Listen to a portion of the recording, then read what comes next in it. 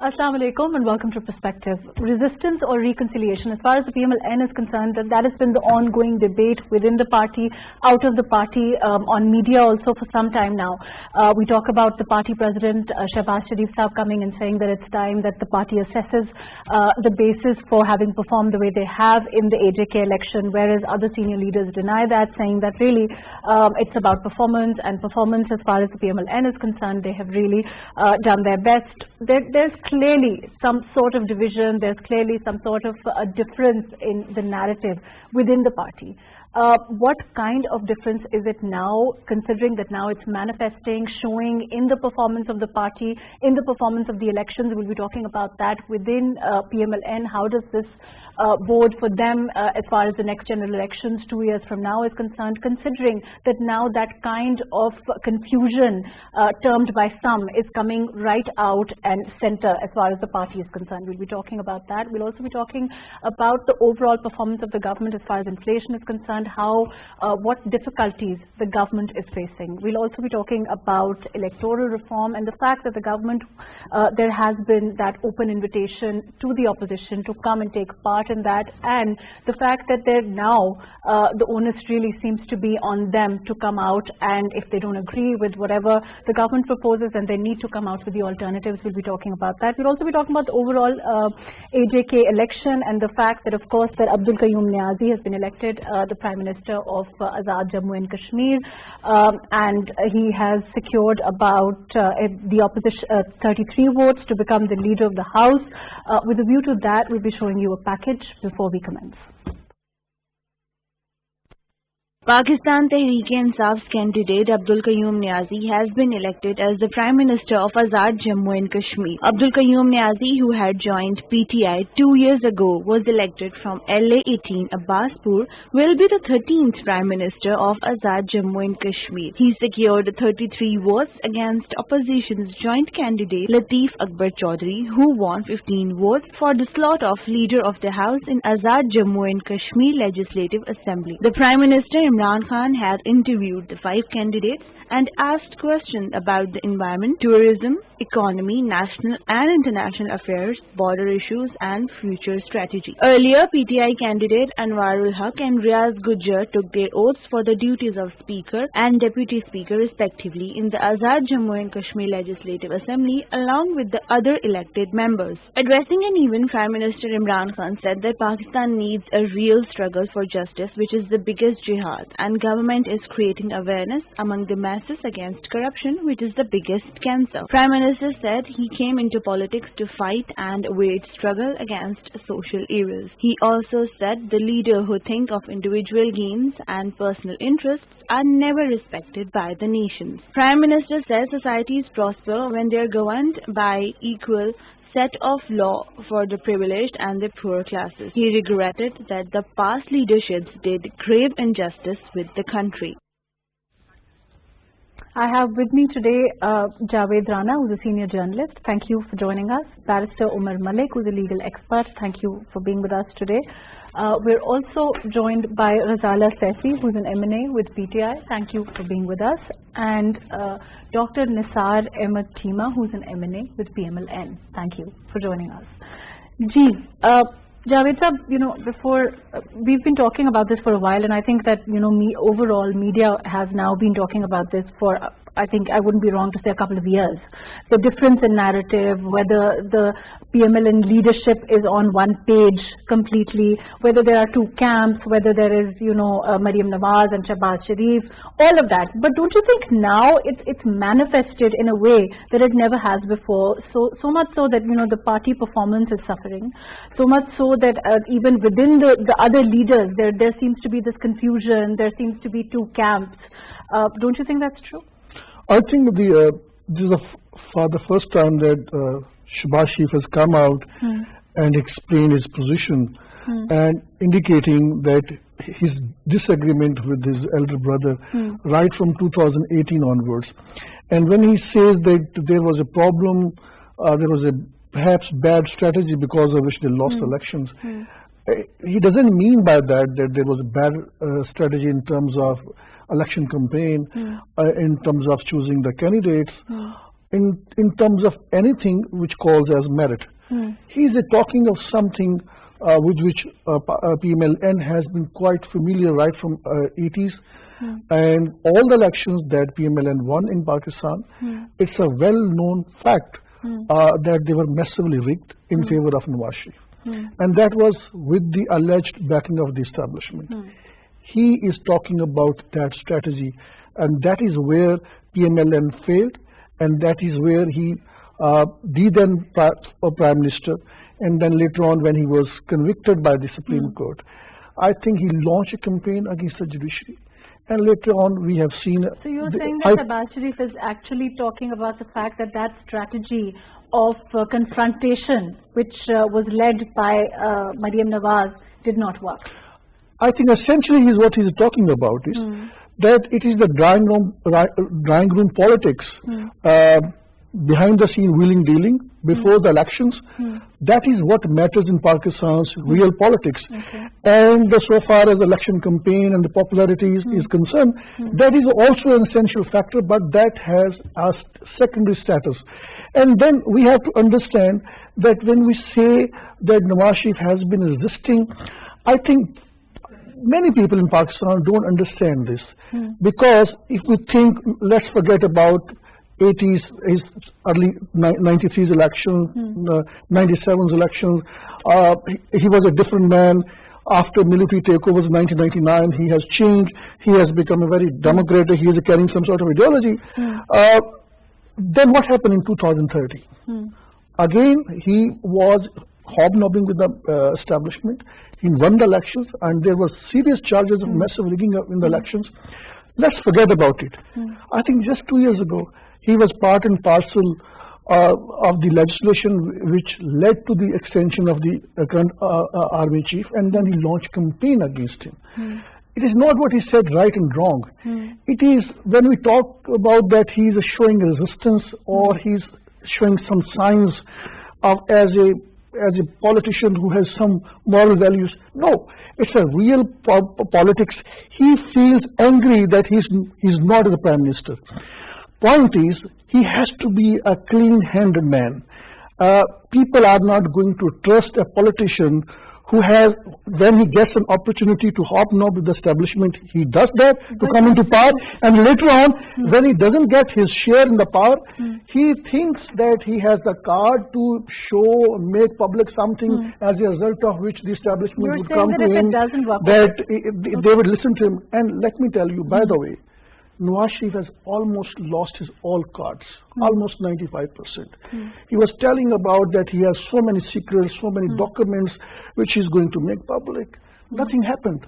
And I don't think he has any now potential card with which he can create compelling political conditions to change the existing political landscape at a time when the PTI government has started politically and economically consolidating itself. Okay, let me come back to you. Barrister Sahab, do you agree? You think that it's true? You think that, certainly as far as the opposition is concerned, PMLN is a major party. If you look at it in terms of if you 1, 2, 3, one can't deny that PMLN is important. But at this time, do you think that do you agree with Javed Sahab that they've lost all the cards when what Nawaz Sharif is saying, and that there is this kind of course, difference of narrative, difference of treatment, so to speak, as far as Shehbaz Sharif Sahab and Nawaz Sharif is concerned? Well, Mahrukh, I think when we had agreed that there will be a constitution in the country, in 1973 we agreed that there would be a parliament, there would be a prime minister and all these things. And the rules are defined there in the constitution. What the armed forces have to do, what the Supreme Court has to do, all the pillars of the state, they are very clearly defined in the constitution. Then after that, it's been like more than 30, 40 years, and still yet we are here and discussing that whether the narrative is right or wrong. The problem here is that we are now continuously, everybody on every channel, we are discussing that he is not, his relations are not good with the establishment, so that's why he is losing election. So why are we discussing it when everything is clear written in the constitution that the institutions have to work in their own spheres? So why are we discussing this thing? But isn't it true that we're discussing this because it's constantly thrown into the for by the party itself. Yes. You know, when you talk about Shehbaz Sharif Saab, he comes now and again and says that, you know, it should be about reconciliation. Of course, when he talks about reconciliation, he means that there should be that kind of relationship, working relationship, or whatever you may call it, with the establishment. Maryam Nawaz comes out and she starts spewing venom against the army. So there is very openly a discord, clearly a divergent kind of strategy, like two-pronged strategy, which is going in different directions. Yes, there is. But my point is that if we go strictly constitutionally speaking, so the establishment should have no role in making the governments. Establishment should have no role in deciding that who will win the elections, or with this impression that if somebody is good with the establishment, he is going to win the election. So today what we are discussing is that since Nawaz Sharif is not good with the establishment, that's why they lost the elections. So, but my point is that so you think it shouldn't be a debate? You think it shouldn't be a question when there is a constitution? But my point is that establishment or any institution of the country should remain in its own sphere. So this problem would not arise ever. Once they start working in their own spheres, then it would be fine. People are going to choose, people are going to vote, be it Nawaz Sharif, be it Imran Khan, be it anybody. But it should not be dependent on the thing that if somebody is good with the establishment, then he's going to win, and if somebody is not good with the relation, then that brings us to the question of the sanctity of elections, and then again, vote ko izzat do. The narrative of the PMLN. Let me come back to you. I'm going to go to Nisar Cheema Saab. Nisar Saab, what is happening with your party? What is happening? Sorry, I don't think he's here. Ghazala Saifi.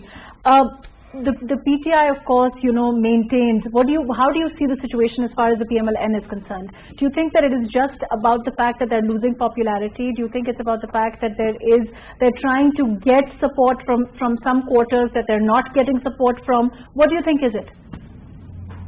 Well, I think there is, like said earlier, there is a bifurcation within the party which can be clearly seen, and there are ghadas and there is a segmentation within the line which is very apparent in the behavior of the leadership. And yes, there is a two-pronged policy which is coming up. One, to throttle the establishment, and do an aggressive kind of a campaign by Maryam Nawaz and Shehbaz Sharif is talking about reconciliation. But at the end of the day, this is like damaging their own party.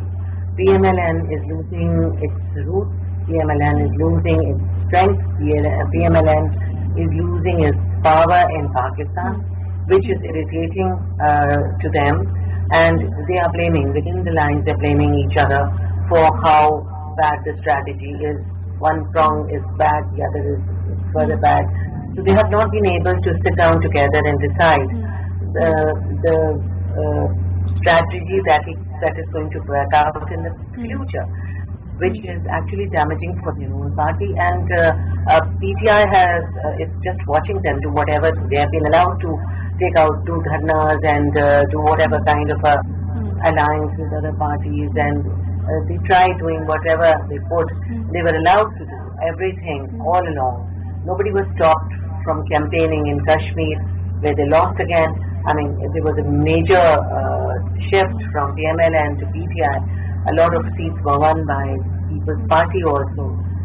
So there was this clarity that there was no... Ghazala Sahib, do you think this is a relevant debate when there is, of course, when Bilawal Bhutto also goes to America at a time when, of course, these elections were being held. There's been, of course, for a time now, and this is what Barrister Umar Malik is also saying. He's saying that there is a constitution in place in our country, but unfortunately there has been this discussion has been going on for a while now about who is supporting the establishment, who is trying to get the establishment to support them, which brings us to the question of, free and fair elections, to the sanctity of the vote, which is also what PMLN is talking about. Do you think that there can be some sort of headway towards electoral reform?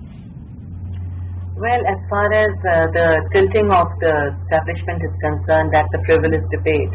What we need to do now is to take care of the futuristic approach and see how electoral reforms have to take place, because the elections are just around the corner. It's just 2 years left for the elections to happen, and we have to be responsible as parties from the treasury benches as well as from the opposition side.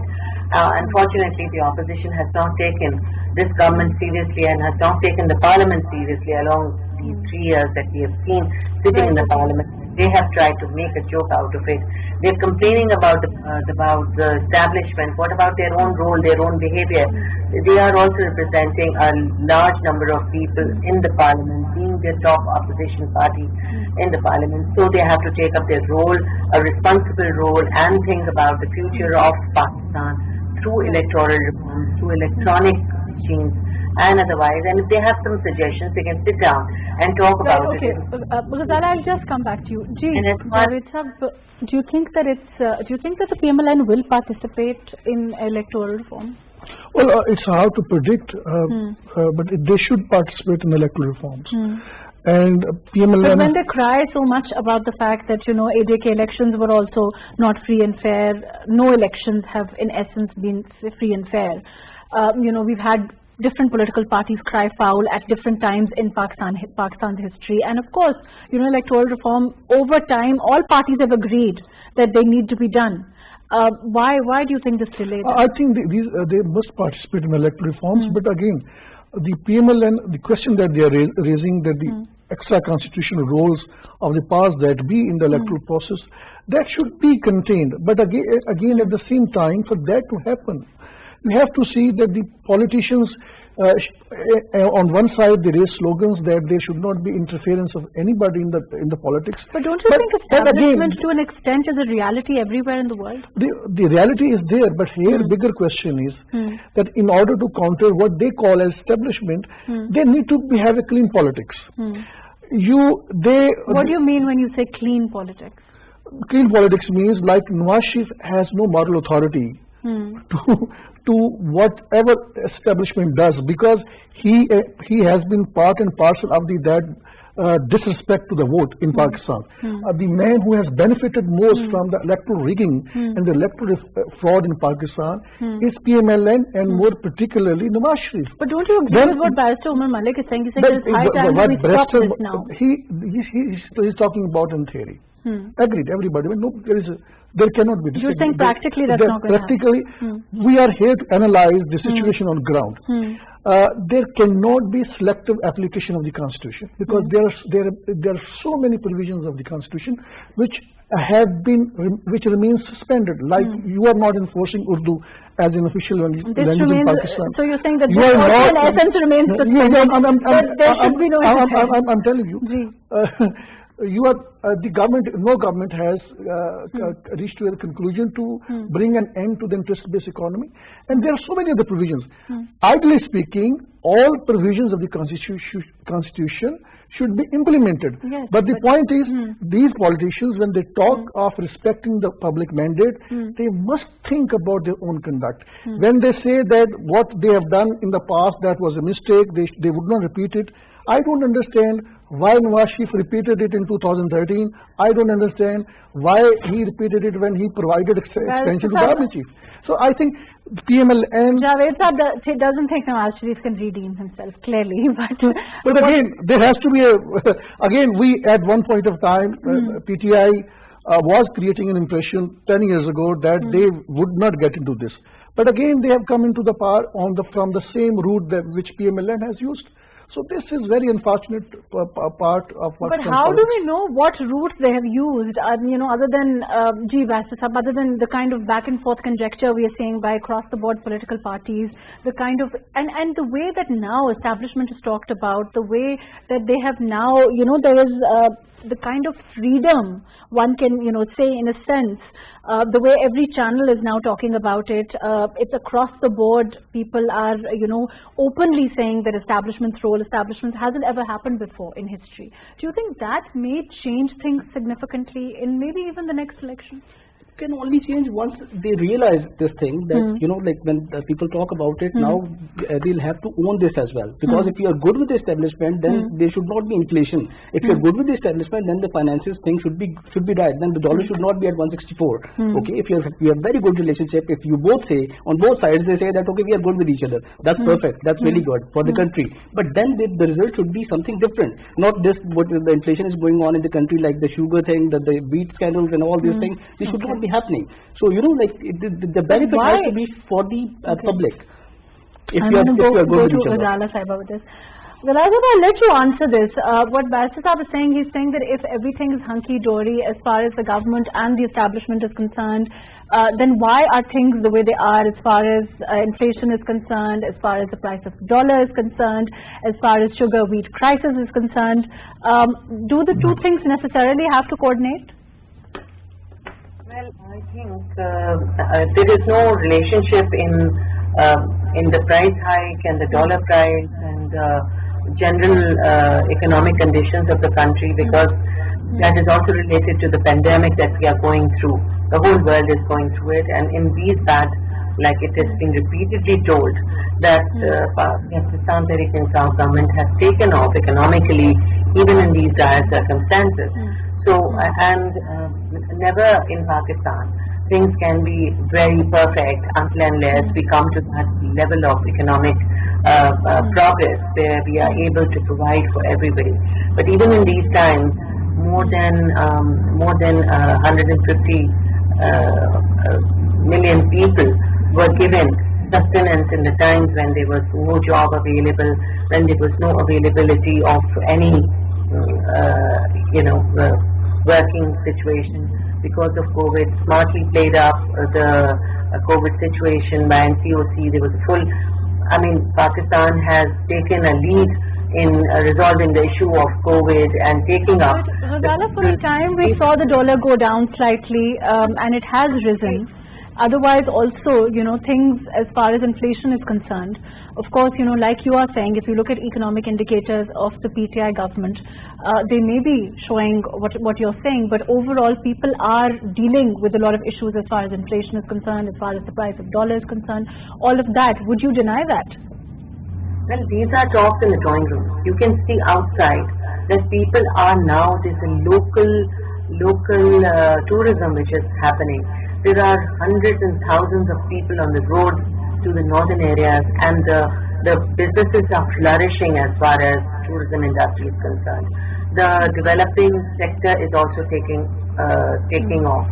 So, a lot is happening. People are getting... You're saying that it's all, okay, you're saying that it's all drawing room talk, it has no basis in reality. You can see the numbers, you can see how people have sustained this illness, how people have sustained this pandemic, and we have not seen people dying on the streets. We have not seen people dying on the streets because of pandemic or because of poverty.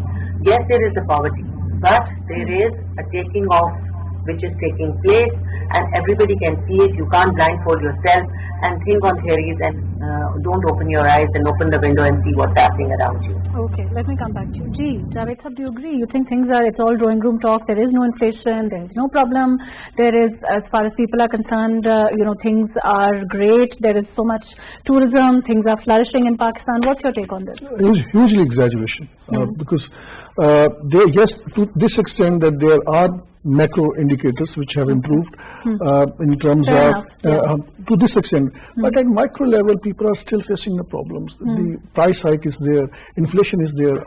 There's no doubt about it. And when it comes to containing corona, frankly speaking, it has, if it has been contained, then it is more because of the weather conditions. And I have a different point of view, because in Pakistan in March and in this particular weather, when the humidity starts sliding away, then there has been cases of surge in allergic cases. So here, unfortunately, these PCR testing they are mixing up both allergic cases and the corona cases. There is a huge, I think, false positives and false negatives perhaps, and it is a kind of a environment where people cannot make distinction if they are suffering from allergic symptoms or they are suffering from corona. So I think the credit doesn't go to the government. It is because of weather conditions, and also because of the fact that people have a different racial profile in this part of the world, at different weather conditions, because of which there is when there's something positive, there is huge resistance to this disease in Pakistan. So and then more importantly, the psychological makeup of the people is a such. Whatever, if we attribute all of that, whatever we attribute our success, so to speak, with COVID, I think the government should perhaps be given some credit, if not all. But regardless of that, as far as the economic situation is concerned, Barrister Saab, as far as we've seen the AJK elections, we've seen the by-elections recently. That's what the government talks about when they say that, look, if people are so unhappy, why are we winning all these elections? Which brings us back to the PMLN and the opposition saying that these elections and these results are not genuine. But let's take the elections on the face of it. Doesn't that sort of belie the kind of, the results themselves tell a different story? Well, if you look at the GB elections and the AJK elections, if you look like 3 terms before, every time the government which yes, is in but the center. What about the bypolls in Sialkot? But in Sialkot there was some some candidate difference and some weaknesses of the candidates. You don't think the government is performing well? Well, I think that it is not performing that well, which it should be. They are not performing that well. So, and do you know, every time it happens that People's Party made government in AJK, PMLN made government in AJK. Right. So now so that's corresponding to whoever's in power here. That's true. Yeah. But overall, the party support, the people's support, which the PTI talks about, you're saying it's not there on the ground. I think it's just 2 years left now. Right. So, but things are not that good. And they understand this thing, the inflation thing and all this, they understand it very well. These 2 elections, they cannot use at a benchmark saying that, okay, we are going to win the election next 2 years just because we have won GB election, we have won AJK election. Because we have seen that PMLN was there, People's Party was there, all the other governments, whoever is in the center, he has an edge in the elections of GB and also the AJK. So that's what has happened. So I don't think that they have won it. And you're saying the elections are not indicative of the performance of the government? These 2 elections, we cannot say that. And we have seen that recently they lost 4 elections, 4 by-elections, they were lost by PTI. So just 1 elections of the Punjab Assembly, and the Punjab Assembly is kind of a different assembly because they have majority over there. The PTI has a majority over there. PMLQ supported that. Sialkot is also, very much an area of the PMLN. That is, but PMLQ was in support, the government was there, the PTI government was there, so many MPs, that it has an impact. Well, Zara Sahib, the panel that I have today is bent on finding reasons for the wins that the PTI has enjoyed. What's your take on this? Well, you can't give your own new theories about humidity and other natural factors which prohibited people from getting pandemic in Pakistan, whereas in the neighboring country the same kind of environment enables people to die on the streets and in rickshaws and carriages and in the hospital lines. So I think the credit should be given to Pakistan Tehreek-e-Insaf government, NCO, and to the strategy that took place to help people out in every way that a government which was considered as a poor government with limited resources provided the best they could to their people, were able to sustain this illness, and now the 3rd wave has come, and seeing that another step is being taken to help people without closing them down, without closing businesses. So I mean, this is frivolous when somebody comes in with a new ideology, unique ideology, saying that the credit doesn't go to the government, the credit goes to the humidity and the other factors. So I'm sorry, I will not be bought on that, and I will not be impressed by this. When do you think, Razala, when do you think this will translate down? When do you think this will trickle down? This macro indicators you're talking about, or you're talking about overall the economic situation being on the mend. When will inflation, start to decrease to a level where people start feeling that there is actually things are on the mend, there is economic prosperity? Economic prosperity is when people are able to afford their food. It's not how much the food for, it's when they are able to afford their food, when they are able to sleep with their belly filled up with food. So that is something we have to look into, and that is what we are looking at. So I don't think Pakistan Tehreek-e-Insaf Prime Minister and Pakistan's Prime Minister Imran Khan is nullifying any of the things. We do know that Pakistan is a poor country. We do know that there is poverty. There are people below the poverty line, and if they are not below poverty line in America or in European countries, then how can you expect people in Pakistan, which is a 3rd world country, which is a poor country, to have that number of people who will be struck by this not only pandemic but economic conditions. So we have started with working on both levels, on the higher level to improve the exports and at the lower level to give sustenance to the poor and those who are below the poverty line to have sustenance and have a better lifestyle, which will slowly emerge on the scene of Pakistan, and which you can already see that local entrepreneurship will take off and people will have a sustainable lifestyle, which they will not have to beg and they will not have to kill themselves. This is what let me come back to you with that. Javed sir, do you think that, of course the government is cognizant of the fact that there are 2 years, 2 years are left as far as the general elections are concerned. What kind of performance do you think, they're expecting in the 2018 election? In the upcoming election. Obviously, it's purely compared to the 2000. At number one, it has to be economy. At number two, it has to be economy. At number three, it's politics. How, in what manner the politics moves in Pakistan. Shahbaz Sharif has been caught. On one side, there is a plethora of evidence of his corruption, and he's being prosecuted in a trial court. On the other hand, his elder brother is not listening to him when it comes to the pragmatic politics. So PMLN is obviously in disarray. And if the situation persists like this, PTI is likely to politically consolidate. And if they manage economy to a reasonable extent, of course economic problems cannot be resolved overnight, then I think they have in this situation better chance to win next election. But in Pakistan, predicting something is extremely difficult. That is a most unlikely scenario. Right. I want to talk more about electoral reform. I will go to Barrister Umar Malik with this.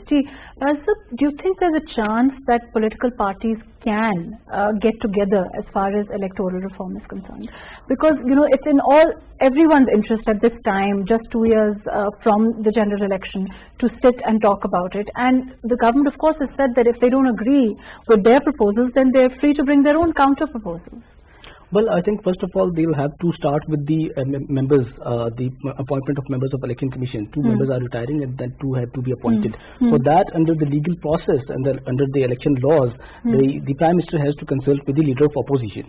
So if they are not ready to talk with each other, I think that's going to court, and then the court is going to decide that whoever is going to be the member. You think Shahbaz Sharif Sahab will not agree to talk as far as this important issue is concerned when they talk about vote ko izzat do all the time? I think he has said like 2 days ago that he is ready to talk, but the Prime Minister, even today the Information Minister Fawad Chaudhary has said that Prime Minister is not ready to talk. So I think first of all the Prime Minister has to take the initiative, and under the law as well, the Prime Minister has to consult with the leader of opposition for the appointment of members. So first of all, members shall be appointed, and then of course the electronic voting machines and all that reforms, if the parties agree to that. But the problem with the electronic voting machines is that if you remember in 2018 elections, there was some RTS system made by somebody, and then at 9 o'clock on the election day it stopped working. Which until is why the opposition maintains that they don't want electronic thing or any software or anything. Until date we don't know whether that was stopped, whether that stopped working, why it stopped working. There is absolutely no inquiry on that. Right, and it has led to a lot of doubts being cast on the election itself, on the results of the election. Yes, that is the problem. So first of all you might have to address that RTS thing, and then you can come to the electronic voting machines and all that. So if before that, what has happened in 2018, the other parties, they do not agree with this idea of using any software or any other thing which has created already the problems in 2018. So Zala, why hasn't there been any investigation into the RTS system, a conclusive one, which can lay to rest all these theories that have, of course, been purported as far as why it stopped working, how that has led to the results themselves, which is what the opposition keeps harping about? Well, the opposition now will have to realize that we have to have a futuristic approach. We cannot be always crying about spilled milk. We have to now sit down together as in a larger perspective to cure and help the futurist results that to be coming after this will pass. So elections are going to happen, and we are not able to bring any electoral reforms with a consensus of both or all 4, 5, 6, whatever number of parties we have. we will never be able to resolve this problem, and there will be a continuous fight on the that election results. So if we want to continue and bicker and fight about the results, then fine, we don't want to have electoral reforms. But if we want to resolve it once and for all, then we will have to actually sit down and decide and make a decision on this. Do you think the Prime Minister will invite the opposition leader, and he is willing to, because we've just been talking about the fact that he hasn't done so yet? Well, when he talks about reconciliation, when he talks about coming to terms with the government, when he wants to sit down and talk, then when he's offered to talk, then he should come in and talk, because initiative has been taken by the government, and if more initiative needs to be taken, more will be taken. But then we have to come to a resolution on this, because this is something which is pending and which needs to be addressed and resolved. Do you think there's still a chance, as far as for there to be a working relationship between the government and the opposition, because 3 years have now passed and that hasn't developed, even on issues of reform, even on important issues which require a very important input from the opposition? Well, there is always a chance, there is always a time when people can sit down and talk, because it's not about one's ego, it's not about my ego or somebody else's ego in the party and some other party. It's about people of Pakistan. We are representing the people of Pakistan, and we have to have some mercy on them. We cannot have an egoistic approach from either side, because people are looking forward to see the results, that what have we been able to deliver, and what have the public representatives, maybe from whichever side, been able to resolve the issues of the people of Pakistan. And they are eagerly looking at us without confusing them, without bringing them to the place where they do not know what is going on and how to resolve it.